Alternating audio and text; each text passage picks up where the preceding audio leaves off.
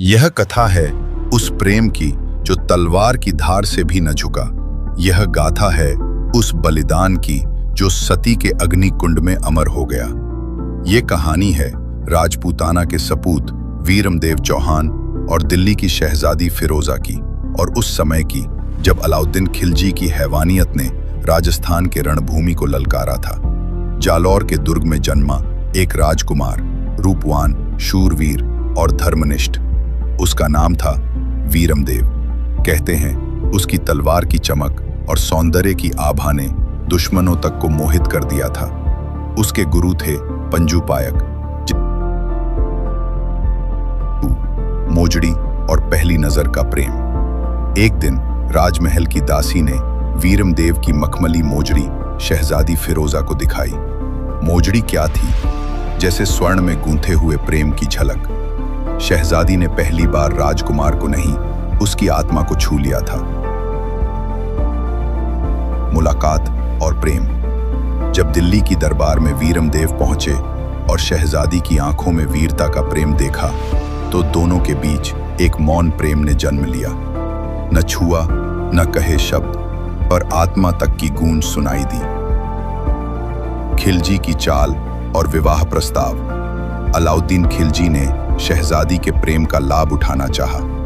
वीरमदेव को लालच, पद और धन से फुसलाया, लेकिन वीरमदेव ने कहा, राजपूत धर्म में विवाह वासना नहीं, व्रत होता है। हम तलवार छोड़ सकते हैं, धर्म नहीं। खिलजी ने लाखों की सेना से जालौर को घेर लिया। 1 वर्ष तक युद्ध चला, तोपों, सुरंगों और आग की वर्षा। लेकिन जालौर की दीवारें नहीं गिरी, क्योंकि उन्हें संकल्प ने खड़ा किया था। का बलिदान। 2 अद्भुत योद्धा, बाघ और वानर, बिना हथियारों के दुश्मनों के दल को चीरते गए। अंततः हजारों के सामने गिर पड़े, लेकिन पीछे राजपूतों की आत्मा जगा गए। 7 विश्वासघात और अंतिम युद्ध। जब अनाज खत्म हुआ और एक सेवक ने खिलजी को भेद दे दिया, तो भी वीरमदेव ने हार नहीं मानी। उन्होंने अंतिम युद्ध किया, रक्त से नहीं, सम्मान से। वीरमदेव का वीरगति प्राप्त करना। और जब दुश्मनों ने उन्हें पकड़ लिया, उन्होंने गर्जना, मामा लाजे बाटिया, कुल लाजे चौहान, जो मैं पढ़ूं तुर्कनी, पश्चिम उगे भाण।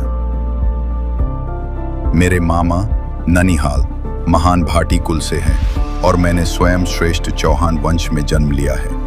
अगर मैं उस तुर्कनी मुस्लिम युवती से विवाह कर लूंगा, तो मेरे ननिहाल और स्वयं के कुल की महान कीर्ति पर धब्बा लग जाएगा। सूर्य पश्चिम दिशा से उग सकता है, परंतु मैं अपने महान कुल के ऐसा दाग नहीं लगने दूंगा। और फिर वीरमदेव मुस्कुराते हुए युद्ध भूमि पर वीरगति को प्राप्त हुए। फिरोजा का सती होना। जब उनका मस्तक थाल में शहजादी के पास लाया गया, तो उसने देखा कि मस्तक ने मुंह फेर लिया।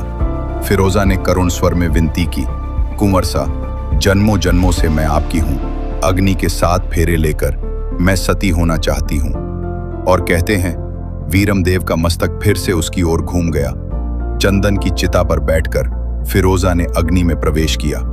आज भी जालौर की हवाओं में वो प्रेम तैरता है, जहां धर्म के लिए बलिदान और प्रेम के लिए सती होना दोनों को श्रद्धा से पूजा जाता है।